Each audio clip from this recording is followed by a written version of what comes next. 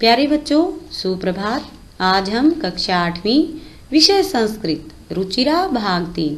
जैसा कि आप जानते हैं, आपकी पुस्तक का नाम रुचिरा भाग 3 है। आज हम रुचिरा पुस्तक के माध्यम से पाठ 4 सदैव पूर्तो निधेहि चरणम का अध्ययन करेंगे। आज हम अपने व्याख्यान 1 में पाठ 4 सदैव पूर्तो निधेहि चरणम को पढ़ेंगे। आज हम व्याख्यान में पाठ से संबंधित कठिन शब्दार्थ, पाठ की हिंदी या अनुवाद व अभ्यास कार्य करेंगे। प्यारे बच्चों, चलिए पाठ पढ़ने से पहले पढ़ते हैं पाठ से संबंधित कुछ कठिन शब्दार्थ। हमारा पहला शब्द है पूर्तो। पूर्तो का क्या अर्थ है? आगे। पूर्तो आगे। निधेहि रखो। निधेहि रखो। गिरि शिखरे पर्वत की चोटी पर। गिरि पर्वत शिखरे चोटी पर। गिरि शिखरे पर्वत की चोटी पर। पथि मार्ग में। पथि मार्ग में या रास्ते में। पाषाणाः पत्थर। पाषाणाः पत्थर। सुदुष्करम अत्यंत कठिनता पूर्वक। घोरः भयानक। घोरः भयानक। जहिहि छोड़ दो। जहिहि छोड़ दो। निज निकेतनम अपना निवास। निज निकेतनम अपना निवास। विनैव विनाहि। विनैव विनाहि। नग आरोहणम पर्वत पर चढ़ना। आरोहणम चढ़ना, अवरोहणम उतरना। विधेहि करो। विधेहि करो। अनुरक्तिम प्रेम। अनुरक्तिम प्रेम। सततम लगातार। सततम लगातार। ध्येय स्मरणम लक्ष्य का स्मरण। ध्येय स्मरणम लक्ष्य का स्मरण। विधेहि करो। अनुरक्तिम प्रेम। सततम लगातार। ध्येय स्मरणम लक्ष्य का स्मरण। प्यारे बच्चों, जैसा कि हमारा चतुर्थ पाठ सदैव पूर्तो निधेहि चरणम श्रीधर भास्कर वर्णितकर द्वारा रचित है। यह पाठ एक गीत पर आधारित है और इस गीत के माध्यम से कवि ने आगे बढ़ने के लिए और सदैव अपने कार्य करने के लिए कहा है। इस कविता में कवि राष्ट्रवादी होने का संदेश देते हैं। पाठ पढ़ने से पहले अब जैसे कि हमारे पाठ का नाम है सदैव पूर्तो निधेहि चरणम, सदा ही अपने कदम आगे रखो। यहाँ पर बेटा धातु का प्रयोग किया गया है और धातु हैं आत्मनेपदी व प्रश्मयपदी। जब हमने अपना धातु लकार पढ़ा था तब मैंने आपको बताया था कि धातु मुख्यतः 2 प्रकार की होती हैं, आत्मनेपदी धातु व प्रश्मयपदी धातु। प्रश्मयपदी धातु जैसे पट है, गम है, ये सब क्या है? हमारी प्रश्मयपदी धातु हैं। जैसे ती, तह, अंति प्रत्यय जुड़कर बनाई जाती हैं और आत्मनेपदी धातु के अंत में ते, इति, अंत्य आदि आता है। अब इस पाठ में लोट लकार यानी विधिलिंग का और लोट लकार का प्रयोग किया गया है। अब लोट लकार क्या है? जैसे हमारे पाठ की पहली ही लाइन है चल चल पूर्तो निधेहि चरणम। अब यहाँ पर चल चल क्या है? लोट लकार का प्रयोग यहाँ पर हुआ है। चल कौन सा है? लोट लकार है, क्योंकि इसका प्रथम पुरुष क्या होगा? चलतु, चलताम, चलंतु, चल, चलतम, चलत। तो यहाँ पर क्या है? चल। तो चल क्या हुआ? मध्यम पुरुष का एक वचन। और लोट लकार का प्रयोग हमेशा आज्ञार्थक काल में किया जाता है, आज्ञा दी जाती है। और मैंने बताया कि आत्मनेपदी धातु का प्रयोग किसके लिए होता है? अपने लिए प्रयुक्त किया जाता है। तो यहाँ पर इन्हीं धातुओं के माध्यम से हम इस पाठ को पढ़ेंगे। चल चल पूर्तो निधेहि चरणम, सदैव पूर्तो निधेहि चरणम। चल चल चलो चलो, पूर्तो आगे, निधेहि रखो, चरणम चरणम। चलो चलो आगे कदम रखो। सदैव पूर्तो निधेहि चरणम, सदा ही अपने कदम आगे रखो। सदैव पूर्तो हमेशा ही अपने कदम आगे रखो। गिरि शिखरे ननु निज निकेतनम विनैव यानम नग आरोहणम। गिरि शिखरे पर्वत की चोटी पर, ननु निश्चय ही, निज निकेतनम अपना घर, विनैव बिना ही, यानम साधन के, नग आरोहणम नग पर्वत पर, आरोहणम चढ़ जाओ। बलम सौकियम, बलम ताकत शक्ति, सौकियम बलम सौकियम भवती साधनम, बल को ही भवती होता है, साधनम साधन, अपना, सौकियम अपना। सदैव पुरतो निधेहि चरणम, सदैव हमेशा पुरतो आगे, निधेहि रखो चरणम चरणों को। अब क्या है अनुवाद। गिरि शिखरे ननु निज निकेतनम, निश्चय ही पर्वत की चोटी को अपना घर मानो। अब क्या है कि निश्चय ही पर्वत की चोटी को अपना घर मानो। विनैव यानम, बिना किसी साधन के, नग आरोहणम, पर्वत पर चढ़ जाओ, यानी वहां पर कोई साधन नहीं है फिर भी पर्वत पर चढ़ जाओ। बलम सौकियम भवती साधनम, बल ही अपना साधन होता है। अर्थात क्या है कि वहां पर किसी भी साधन के न होने पर केवल बल को ही अपना साधन मान लीजिए, वहां केवल बल ही है जो आपका साधन होता है। सदैव पुरतो निधेहि चरणम, सदा ही अपने कदमों को आगे रखो। क्या है, निश्चय ही पर्वत की चोटी को अपना घर मानो, बिना किसी साधन के पर्वत पर चढ़ जाओ। बल ही अपना साधन होता है, केवल बल को मानकर ही पर्वत पर चढ़ने का संकल्प करो, सदा ही अपने कदम आगे रखो। पथि पाषाणाः विष्माः प्रखराः, हिंसा पशवः परितो घोराः। क्या है कि रास्ते में, पथि रास्ते में, पाषाणाः पत्थर, विष्माः कठिन, प्रखराः नुकीले तीखे, हिंसाः हिंसक, पशवः पशु, परितो चारों ओर, घोराः घेरा हो, भयानक। अब क्या है यहाँ पर कि पथि पाषाणाः विष्माः प्रखराः, रास्ते में ऊबड़ खाबड़ तथा नुकीले पत्थर हों। अब पथि क्या है, रास्ते में, पाषाणाः पत्थर, विष्माः कठिन या ऊबड़ खाबड़, प्रखराः नुकीले, रास्ते में ऊबड़ खाबड़ तथा नुकीले पत्थर हों। हिंसाः पशवः परितो घोराः, अब हिंसाः हिंसक पशुओं ने चारों ओर से, परितो चारों ओर से, घोराः घेरा हो। अब क्या कहते हैं, रास्ते में ऊबड़ खाबड़ तथा नुकीले पत्थर हों, चारों ओर से हिंसक पशुओं ने घेरा हो। सुदुष्करम खलु यद्यपि गमनम, सदैव पुरतो निधेहि चरणम। क्या है, सुदुष्करम यानी कठिनता पूर्वक, खलु निश्चय ही, यद्यपि फिर भी, गमनम जाना, सदैव पुरतो निधेहि चरणम, यद्यपि वहां जाना अत्यंत कठिन हो, अर्थात चारों ओर से हिंसक पशुओं ने घेरा हो, रास्ते में ऊबड़ खाबड़ नुकीले पत्थर हों, यद्यपि वहां जाना कठिन हो, लेकिन यद्यपि फिर भी हमेशा अपने कदम आगे रखो। क्या है, फिर भी अपने कदम आगे रखो, कितनी ही कठिनाई आए लेकिन अपने कदमों को पीछे मत हटाओ, हमेशा अपने कदमों को आगे रखो।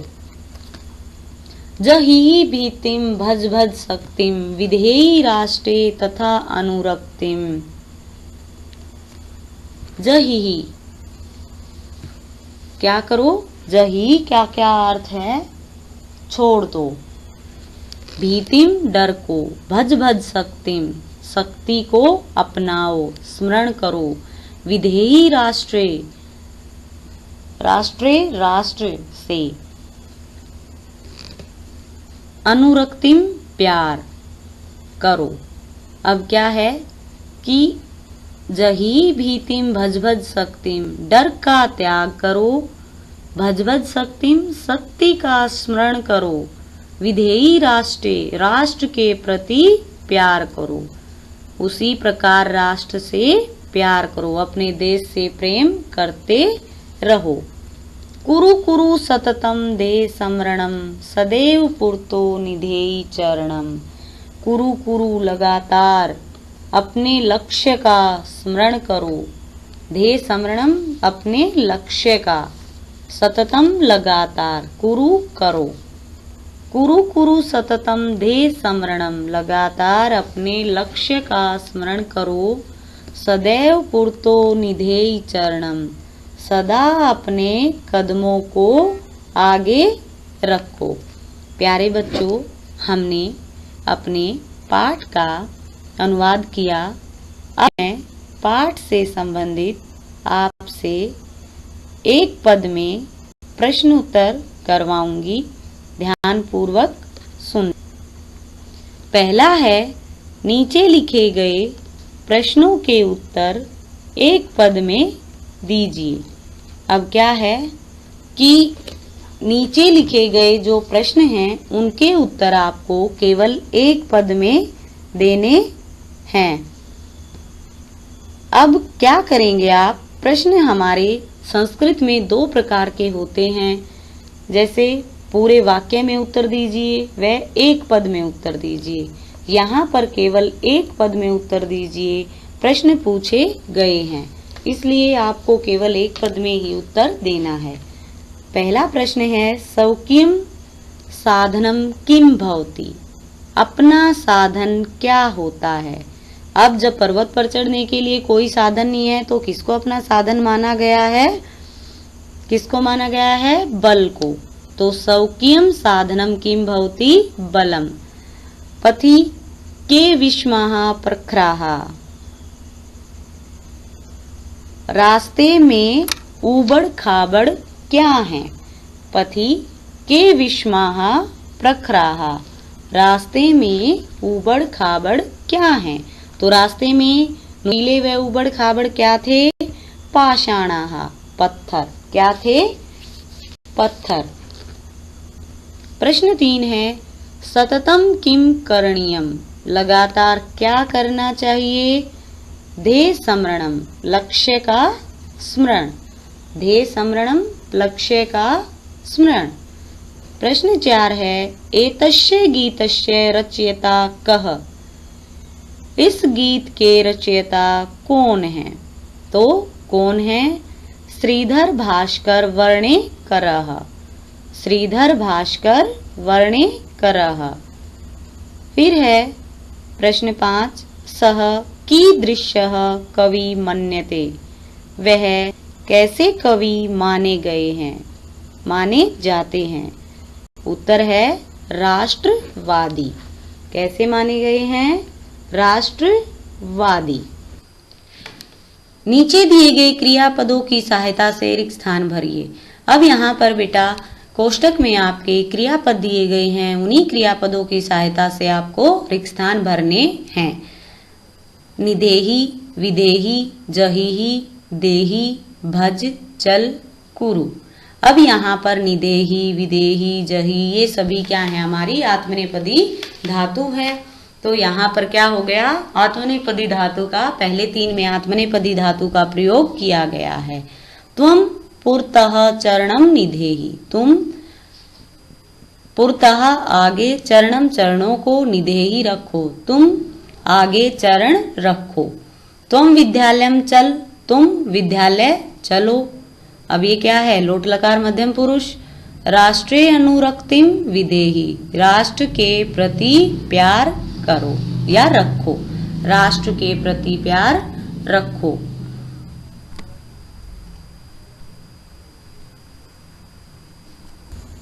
मह्यम जलम देहि, मुझे जल दो। मह्यम जलम देहि, मुझे जल दो।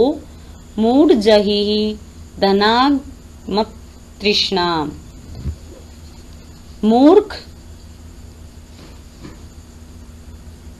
भज गोविंदम,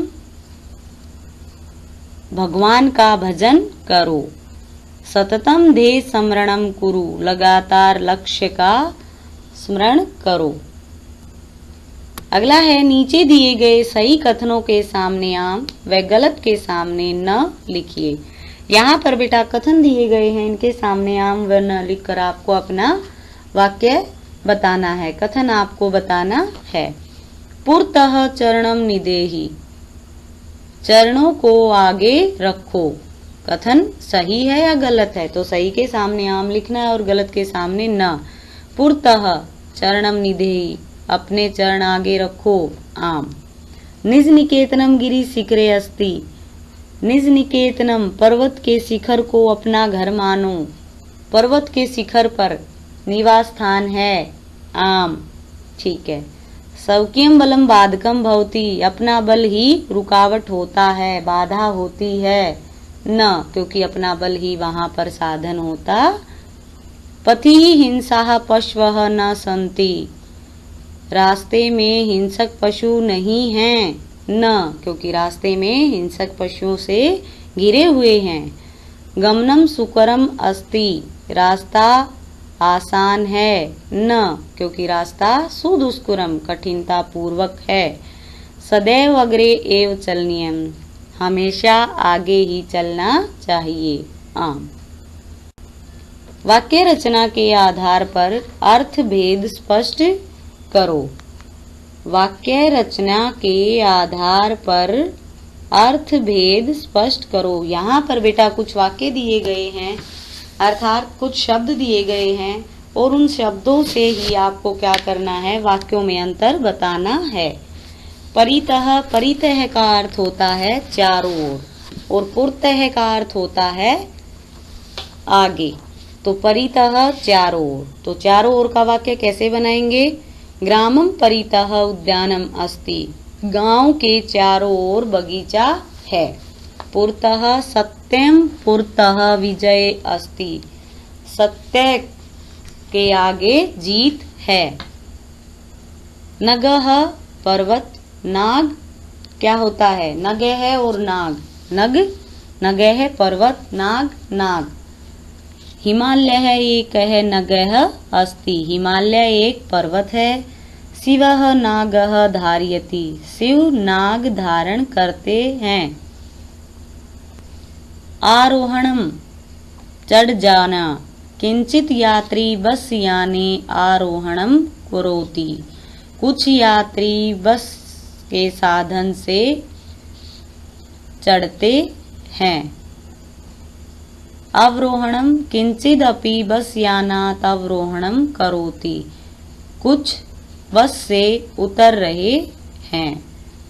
विस्मः कठिनता पूर्वक, सन्मार्गः विस्मः भवति, अच्छाई का रास्ता कठिन होता है। समाः आसान, कुमार्गः समाः भवति, कुमार्ग यानी बुरा जो मार्ग है वह आसान होता है। नीचे दिए गए अवयव पदों की सहायता से रिक्त स्थान भरो। एव, खलु तथा परितः, पुरतः, सदा, विना। बेटा जो रिक्त स्थान है वो मैंने यहाँ पर रेखांकित कर दिए हैं। विद्यालय पुरतः एकम उद्यानम अस्ति, अब यहाँ पर विद्यालय के आगे एक उद्यान यानी बगीचा है। दूसरा है सत्यम एव जयते, सत्य की ही जीत होती है। किम भवान स्नानं कृतवान खलु, खलु क्या आप स्नान करना चाहते हैं। सह यथा चिंतयति तथा आचरति, जो जैसा सोचता है वैसा ही आचरण करता है। ग्रामम परितः वृक्षाः सन्ति, गांव के चारों ओर वृक्ष हैं। गांव के चारों ओर वृक्ष हैं। विद्यां विना जीवनम वृथा, विद्या के बिना जीवन बेकार है। विद्यां विना, विद्या के बिना जीवन बेकार है। भज भगवंतम भज, भजो भगवान का भजन भजो, भगवान का भजन भजो। विलोम पदों का मिलान कीजिए। अब यहाँ पर बेटा विलोम पद दिए गए हैं और उनका आपको मिलान करना है। मैंने यहाँ पर सीधा उनको लिख दिया है, शब्द के आगे उनके विलोम को मैंने यहाँ लिखा है। जैसे पुरतः, पृष्ठतः। पुरतः का क्या अर्थ है? आगे, पृष्ठतः पीछे। पुरतः आगे, पृष्ठतः पीछे। सौक्यम अपना, परक्यम दूसरा। सौ अपना, पर दूसरा। भीतिः डरपोक, साहसः साहसी। भीतिः डरपोक, साहसः साहसी। अनुरक्ति प्रेम करो, विरक्ति छोड़ दो। अनुरक्ति ही प्रेम करो, विरक्ति ही छोड़ दो। गमनम जाना, आगमनम आ जाना। गमनम जाना, आगमनम आना। अगला है लट लकारे, लोट लकारे, विधिलिंग लकारे। बेटा यहाँ पर आपको उदाहरण के लिए धातु दी गई हैं। आपको उदाहरण के अनुसार इन धातुओं को भरना है। जो धातु पूछी गई है उसी लकार में उस धातु का आपको उत्तर देना है। अब पढ़ती है, इसका लोट लकार और विधिलिंग लकार क्या होगा।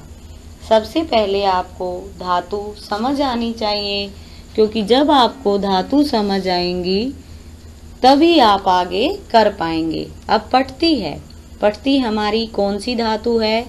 पठ धातु है, लट लकार है, प्रथम पुरुष है, एक वचनम है। तो अब लोट लकार का पठ धातु क्या होगा? पठतु। और विधिलिंग का एक वचन क्या होगा? पठेत। क्या होगा? पठेत। खेलसी, अब खेलसी मध्यम पुरुष है खेल धातु का, और लोट लकार का मध्यम पुरुष क्या होगा? खेल। और विधिलिंग का क्या होगा? खेले। क्या होगा? खेले। फिर है खादंती। अब खाद धातु है, प्रथम पुरुष है, बहुवचनम है, तो लोट लकार बहुवचन क्या होगा? खादतु, खादताम, खादंतु। क्या होगा? खादंतु। और विधिलिंग क्या होगा? खादे, खादेतम, खादेयुहु। खादे, खादेतम, खादेयुहु। प्रश्न है हमारा लट लकारे, लोट लकारे, विधिलिंग लकारे। बेटा यहाँ पर जो लट लकार है वो आपको दिया गया है और उसके अनुरूप आपको लोट लकार व विधिलिंग लकार को भरना है। ये तभी संभव है जब आपको पांचों लकार अच्छी प्रकार से आते होंगे। अब सबसे पहले हमें ये देखना है कि हमारे संस्कृत में कितने लकार हैं। हमने बताया था कि 10 लकार होते हैं, लेकिन 6ठी से 8वीं कक्षा तक केवल 5 ही लकारों का प्रयोग किया जाता है, क्योंकि लकार हम पढ़ चुके हैं। अब मैं फिर भी एक बार पाठ के अनुरूप आपको बता देती हूँ। तो लट लकार पिबामी दिया गया है सबसे पहले। तो कौन से 3 पुरुष होते हैं इसमें? प्रथम, मध्यम और उत्तम। एक वचनम, द्विवचनम और बहुवचनम, ये 3 वचन होते हैं और 3 पुरुष होते हैं। अब यहाँ पर जो पुरुष दिया गया है उसी पुरुष के अनुरूप, उसी वचन के अनुरूप आपको लोट लकार और विधिलिंग लकार को पूरा करना है। तो पिबामी पिब धातु है, तो यहाँ पर क्या अर्थ होता है कि जैसे पिबामी पूछा गया है, तो पिबामी उत्तम पुरुष कौन सा है बताइए? पिबामी, पिबावह, पिबामह। तो पिबामी कौन सा है? उत्तम पुरुष, एक वचनम। तो लोट लकार का एक क्या होगा? उत्तम पुरुष का एक वचनम, पिबानी। और विधिलिंग क्या होगा? पिबेयम। दूसरा है हस्तः, हस्ताम। अब हस्तः क्या है? द्विवचनम है, प्रथम पुरुष द्विवचनम, तो लोट लकार का द्विवचनम हस्ताम और विधिलिंग का हसेताम। अगला है नयामः, तो ये भी क्या है? नयामः। उत्तम पुरुष का क्या है? बहुवचनम है, तो लोट लकार का भी नयाम और विधिलिंग का नयम। विधिलिंग का क्या आ जाएगा? नयम। नीचे लिखे गए पदों का निर्देश अनुसार परिवर्तन कीजिए। अब क्या है, नीचे यहाँ पर क्या दिए गए हैं? आपको पद दिए गए हैं और उन पदों का जैसा निर्देश मिला है वैसा आपको निर्देश देना है। गिरी शिखर अब यहाँ पर गिरि शिखर को आपको सप्तमी विभक्ति के एक वचन में लिखना है। तो गिरि शब्द हमारा क्या है, यहाँ पर नपुंसक लिंग है। जब हमें शब्द रूप पता होंगे तभी हम इनको लिख पाएंगे। तो नपुंसक लिंग पुल्लिंग के समान चलता है, केवल प्रथमा और द्वितीय विभक्ति इसकी अलग होती है। उसके पश्चात तृतीया से सप्तमी तक ये पुल्लिंग के समान ही चलता है। तो इसकी सप्तमी विभक्ति होगी गिरि शिखरे। अगला है पथिन, रास्ते, रास्ता। इसका सप्तमी विभक्ति फिर पूछा है इसने एक वचन में ही, तो इसकी भी सप्तमी विभक्ति होगी पथि। क्या होगी, पथि। राष्ट्र, राष्ट्र शब्द भी हमारा क्या है, नपुंसक लिंग शब्द है। चतुर्थी एक वचने पूछा है, तो अगर हमें पुल्लिंग शब्द रूप याद है तो नपुंसक लिंग हमें स्वयं याद हो जाएगा। तो राष्ट्राय, संप्रदान कारक। चतुर्थी विभक्ति किसके लिए प्रयुक्त होती है, देने के लिए अर्थात के लिए। इसमें किसका प्रयोग किया जाता है, संप्रदान कारक का। अगला शब्द है पाषाण। पाषाण शब्द का क्या अर्थ होता है, पाषाण का अर्थ होता है पत्थर। अब पत्थर शब्द क्या है, पत्थर शब्द नपुंसक लिंग है, निर्जीव है, तो इसकी सप्तमी विभक्ति क्या आ जाएगी, पाषाणे।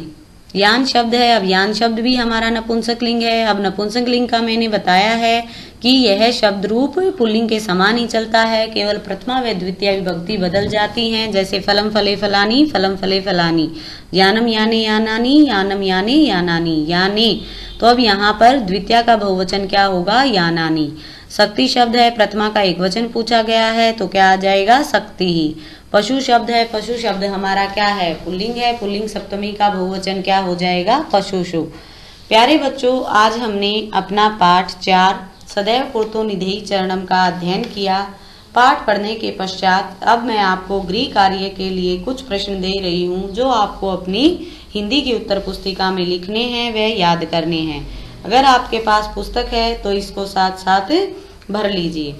अब आपको प्रश्न संख्या 1 यानी कठिन शब्दार्थ अपनी उत्तर पुस्तिका में लिखने हैं व एक पद में उत्तर दीजिए।